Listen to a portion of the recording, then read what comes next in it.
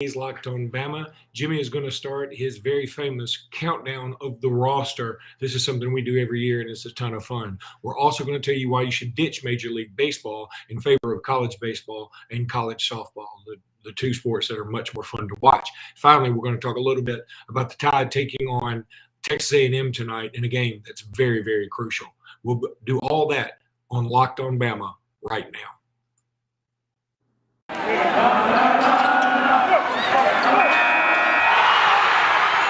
You are Locked On Bama, your daily podcast on the Alabama Crimson Tide. Part of the Locked On Podcast Network, your team every day.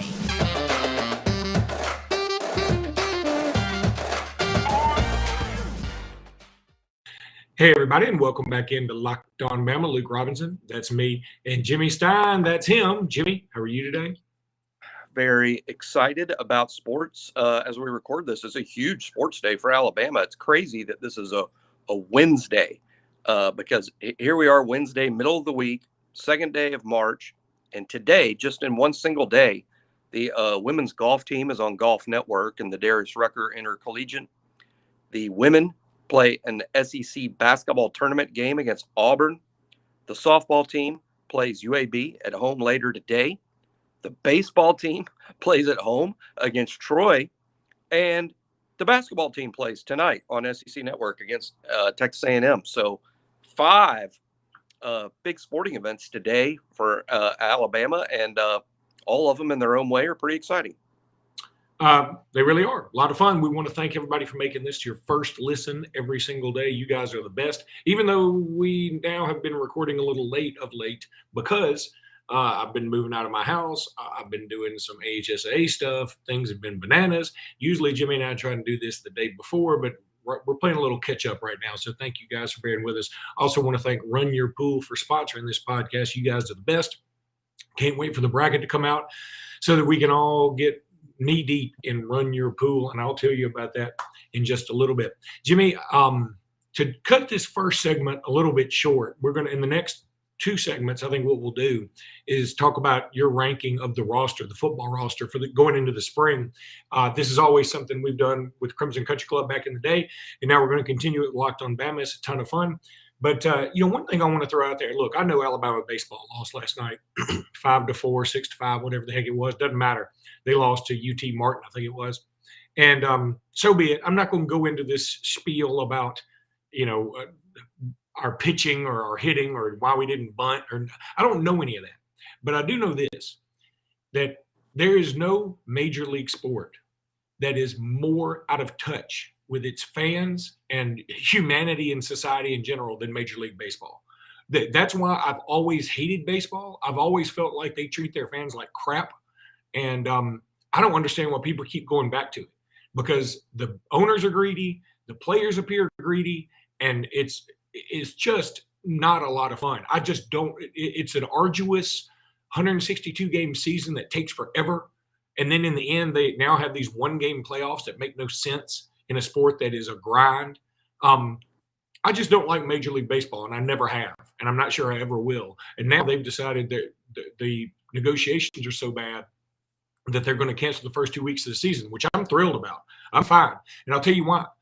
Because while I don't like baseball as a sport much, because when you're 6'5" and you're lanky, you're probably not going to be a great baseball player. I wasn't. I was terrible at it. So maybe there is some jealousy of other people who are good at it. I don't know. Whatever it is, I don't like it. And I'll say this, though. I enjoy watching college baseball. I don't know all the rules.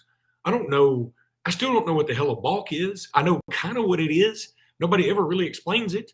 But I love college baseball. It's fun. It seems like it's organic. And I really love college softball. College softball is a ton of fun. It's compact. It's quick.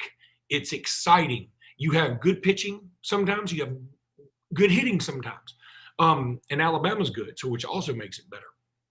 But, even with Alabama losing last night, I would much rather watch the Tide play UT Martin on a Wednesday night at 5:30 than I would the Yankees play the Red Sox in Fenway. And that's me. I know there's some Major League Baseball fans out there, and kudos to you for sticking with it for a sport that craps on you all the time. But, college baseball doesn't do that. And here's a chance for us as a sports society to give college baseball and college softball their just rewards. Because if Major League Baseball is not going to get their act together, and it doesn't appear that they are, the two sides are so far apart, according to the respective sides, that maybe they won't be around this year at all. Who knows? So why not let's all put our focus on college baseball and college softball and give those young people, young athletes that aren't cashing in all these huge NIL deals and aren't making some people move away from the college game of basketball and football. Let's make them happy for a little bit. What do you say? I'm definitely I'm for college baseball and college softball taking on a bigger role with Major League Baseball not on television. I think it's an excellent opportunity for ESPN and their platforms, even Fox Sports and their platforms, if they would agree to do it, to just put on more college baseball. I think the more college baseball that's on TV, the more college softball that's on TV, the more popular it's going to be. And you certainly won't see the same issues in those sports that we're seeing in Major League Baseball. And I would encourage anyone that's interested, in what's going on with the Major League Baseball to read articles and columns from Jeff Passan and Ken Rosenthal, Evan Drellick, the best of the baseball writers, Peter Gammons. There's a lot of these guys that know the issues that are in contention or contentious, and what I think everyone should educate themselves on that before having a real strong opinion about whether this is the owner's fault or the player's fault or both their fault. But it's there's not going to be Major League Baseball on opening day. It's a sham. It's more than a shame. It's a sham.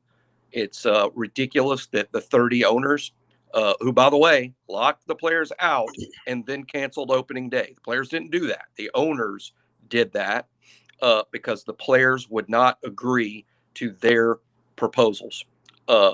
And therefore, everyone should watch college baseball. Don't watch Alabama play yesterday against UT Martin. That was bad. You let that one go. Yeah, but believe it or not, though, I do think, I know it's a bad loss, but I think Alabama's pretty good this year. Look, it's baseball. Baseball's different than the other sports. Why they play 162 of them in the major leagues, why they play 60 of them in college baseball.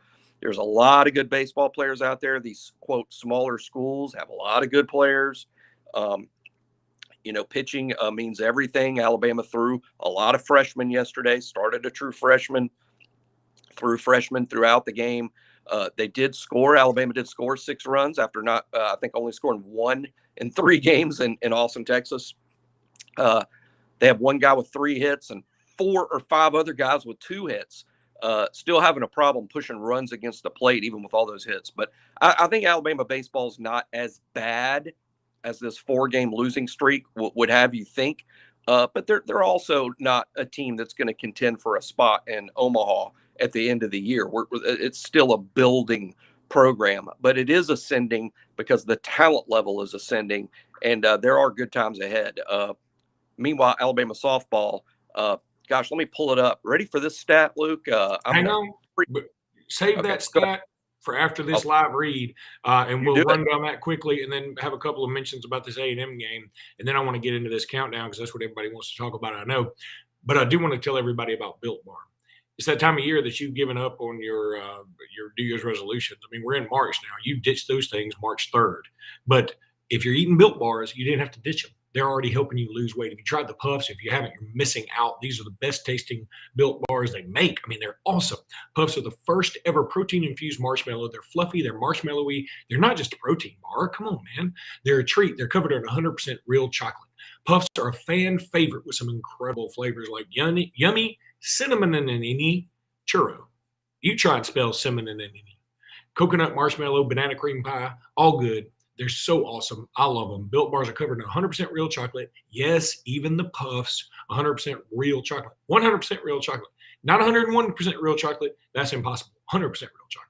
Low calorie, high protein. Replace your candy bar with these, and I'm telling you, you'll love them. You'll start losing weight, and you'll thank me later. Go to Built.com. Use promo code LOCKED15 and get 15% off your order. Built.com. Locked15, 15% off that order. Locked 15, all one word jumbled up together with 15 on the end. 15% off that order. Can't beat that with a stick. Go check out Built Bar. All right, Jimmy, tell me the stat you want to tell me. The Alabama softball team, I think you know that they're pretty good, right? They've played 15 games and they're 15-0, and that's good. I mean, and they played 5 ranked teams and have beaten those 5 ranked teams, so that's pretty good. The cumulative score in Alabama softball this year, Alabama has outscored all opponents 102-13. Good Lord. 100. I bet you, Jimmy, that sounds about like Nick Saban's record over the last like 7 or 8 years, doesn't it? That's weird. Yeah, and if you're like, oh, well, they're really good at beating up on the tomato cans. Well, a third of their games have been against ranked teams. And against ranked teams, the 5 games against them, Alabama 31 opponents won. 31-1 against the ranked teams. All right, really quickly, Jimmy, Bama A&M tonight. This is the second senior night we're going to have. I do like having senior night on a weekend. I think that's much better for the families to be able to come there. I think that's much smarter. But we do have an A&M at home. A&M did just have a nice win over Ole Miss, but otherwise they've kind of stunk up the place of late. Alabama needs to get this win tonight, right? Yeah, Alabama will be a big favorite. A loss would be, I mean, it's not. It wouldn't be a great win, but it would be a terrible loss. And that's the way to look at it. And here's another way to look at it. I think Alabama played really well against South Carolina. We talked about this the whole season, especially when Alabama was in a bit of a rut in January. We said, well, you want to be playing your best basketball in March, not January. And maybe we're seeing that happen. Several Alabama players are now playing their best basketball of the year. And Quinterly's playing better. I think Shaq is found his shot last game. J.D. Davison is playing better. Bediako better. Keon Ellis better. Let's keep that up. Let's keep playing well in March. We'll see what happens Saturday. Saturday is going to be a tougher game, Luke, than maybe Thursday and Friday of the SEC tournament. A true road game against LSU in Baton Rouge. But let's just keep playing well and keep momentum, playing your best basketball of the year. If Alabama plays its best basketball, then tonight's game is not very close. I had this thought while you were talking. First of all, you have no idea what the word quick means. No. And like your quickies must last like an hour and a half. The women must love you. Yes, sir. Yes, sir.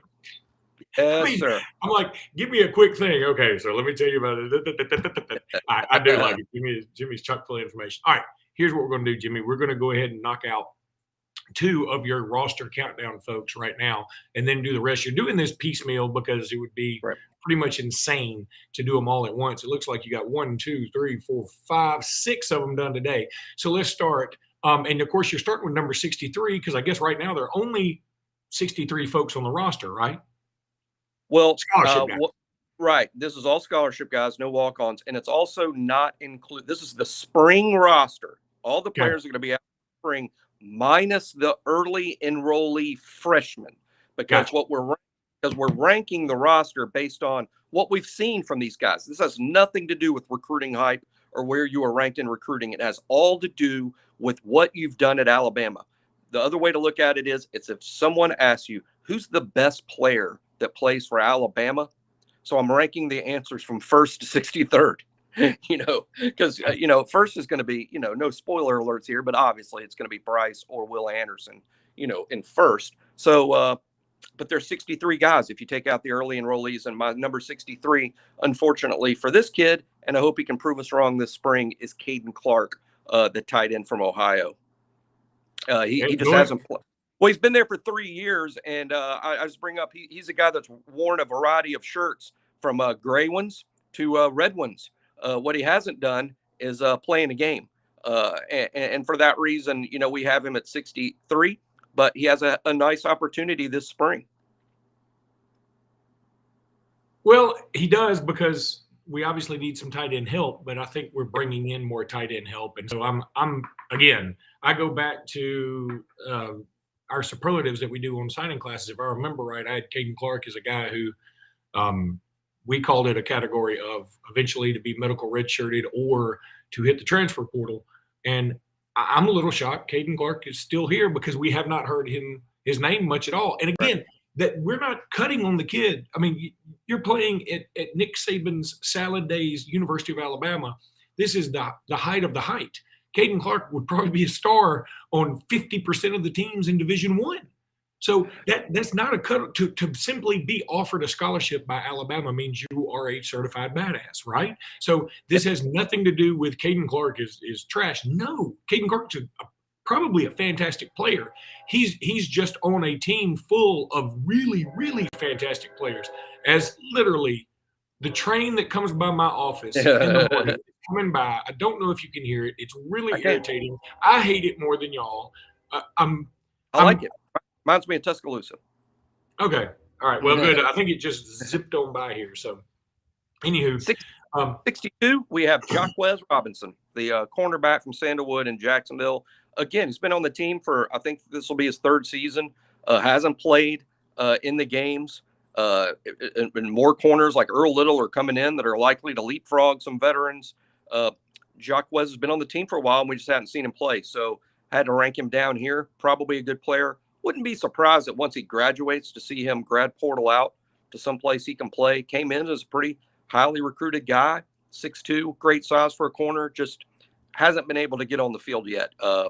This spring's a good opportunity because the starting corners are gone. Job and Jalen Armour-Davis have moved on, so it's a wide open thing. And Jacquez, I think it's kind of a now or never situation for you, pal. Jimmy, we're going to go ahead and take another break here and let you finish up these guys. When we come back, I want to tell everybody about Run Your Pool right now. This is what the sponsor of this particular podcast today.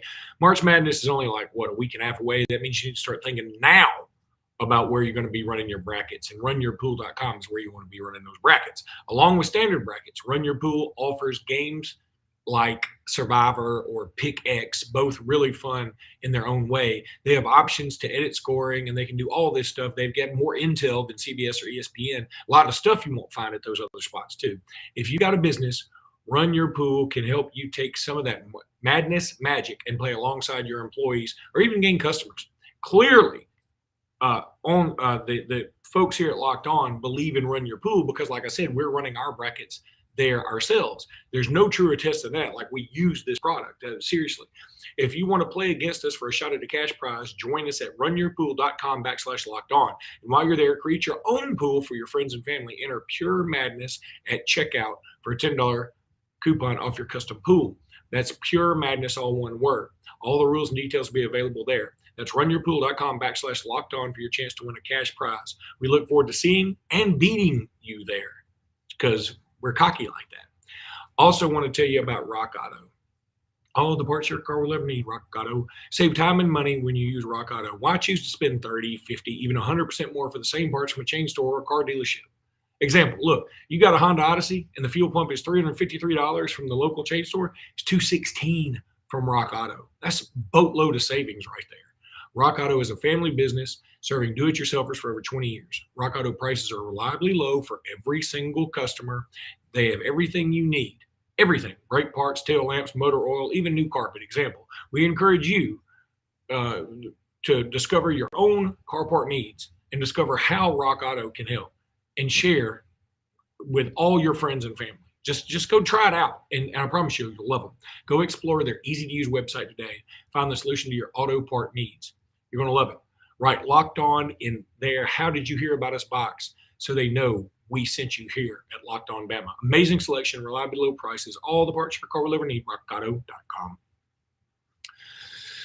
All right, let's continue this countdown, Jimmy. We have made our way up to number 61, Mr. Tanner Boyle.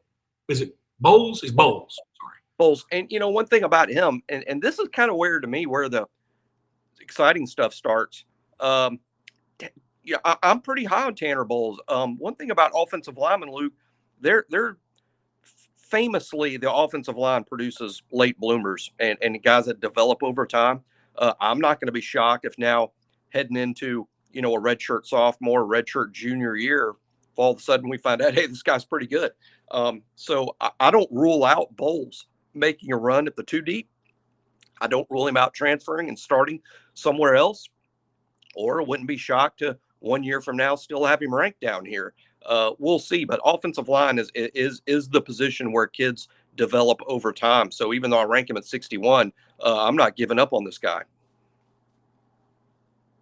Yeah, I'm not giving up on anybody on the offensive line right now either. Tanner Bowles was the kind of guy when he committed, I think everybody was a little surprised. But the Tide staff loved him. I remember that vividly. That the Alabama staff loved him a lot more than a lot of the rankings, et cetera. And so I think everybody was like, let's see how this pans out. And I'm still there. I mean, look, he is in his third season and he hadn't made a huge dent. But again, I hate to use these examples because they're always the outlier. It's like when people tell you, well, stars don't matter. So-and-so was only a 1-star. Hunter Renfrow was a walk-on. Yeah, he's the outlier. Or same thing when I say, I hate to crap on anybody too early. If they've been there 3 years and hadn't made a dent, because Mac Jones didn't make a dent till he was a senior. So, but Mac Jones is the outlier. He's the total outlier. So, anyway, Braylon Ingraham. This is one that's Jimmy. Really I thought he was going to be a bigger deal.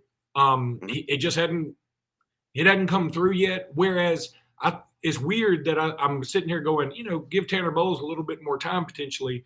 See, I thought of Tanner Bowles as a development when he got to Alabama, so I'm not surprised by this. I thought Ingraham could be the kind of guy that, like, second year or maybe even midway through the first year, he may be a thing, and that hadn't happened. That's right. He was hurt last year, so to some extent, this isn't really fair to have him here based on the fact I'm not sure whether he was out for the year or was out for part of the year and then couldn't get on the field because of the depth of the position. Not giving up on him either, but one difference between him and Bowles is defensive line is less developmental than offensive line. It is still developmental, but less. And secondly, there's 15 defensive linemen on scholarship, some highly recruited guys like Curtis Perry coming in that are likely to jump some of the vets. And I think this spring is a now or never time for him also, but his position room is really crowded. So I'm not sure I'd want to be holding a lot of Braylon Ingram stock right now. But on the other hand, he was a highly recruited guy from a really good program, and we'll see. I was excited to sign him. Well, you called him Ingram. I said Ingraham. Which one of us is right? That's first. Yeah, that's another problem. I think it's Ingram. But I agree with anyone that looks at his name and pronounces it Ingraham. It only makes all the sense in the world. I think it's Ingram. We'll look it up and have an answer for you. If a lot of people don't know, on the Alabama roster, and I can pull that up here. On the Alabama roster now online, there's actually a pronunciation guide. Okay. Well, that's also a bad sign if we don't know how to pronounce your name and it's not Tungo Vailoa. Year one. Or it's not year one. It takes us a while to catch on sometimes, but the kid's been around. There is a pronunciation on Ingram. Okay. Ingram. Okay. Now, finally, I want you to combine these two in the essence of time here. Quandarius Robinson at 59, also a guy that I thought was going to be a thing, and it just hadn't materialized. And Jaden Roberts, who, again, redshirt season last year, but I like him a lot. And he's a monster of a human being. Ironically, these are also two guys that I think both of them were committed to Auburn at one time, and we flipped them, right? I know Q was Robinson definitely was. Jaden Roberts was committed to Auburn, and we flipped him. Q was either a lean to Auburn. I don't remember whether he committed there or not, but he was definitely a lean there at one point. I hated ranking both these guys that low because, again, I'm still high on both of them. Q actually played quite a bit on special teams last year. I won't be surprised at all if he's not a significant player on special teams this upcoming season. And maybe he's improved at outside linebacker, but he's got Will Anderson ahead of him. He's got Dallas Turner ahead of him. Chris Braswell's ahead of him. It's going to be tough for him to get on the field. Now, here comes Jeremiah Alexander. One note about Q's development, still listed at 220 on the roster. That's awfully light for that position, and I imagine he has a trouble holding up against the run at that size. Jaden Roberts, he's just redshirted last year. Again, kind of unfair because we haven't been there very long. I'll just say that to this point, I'm not super high on him eventually becoming a starter, but check back with me. It's too early. It's a developmental spot. He's still working on reshaping his body. I would just say right now, if we're all betting today on which one of the offensive linemen in the room, and again, we have 15 offensive linemen on scholarship this fall, if we're betting on who's never going to be a starter, I mean, I would bet that Roberts isn't going to be one. But it's awfully early, and I'm pulling for him. Jimmy, I did just look it up. Quindarius Robinson was committed to Auburn, and Alabama did flip him. So that's 2 Auburn flips right there. So Nice. That's going to do it for this episode. We will continue this countdown as the week goes on, and we'll also talk about Alabama, hopefully their big win over Texas A&M, which will take place tonight. And we'll talk about that tomorrow, and we'll do some other things later on, and here we go. So that's going to do it for this episode of Locked On Bama. Thank you guys so much for listening. We appreciate you, and roll tide. Roll Tide.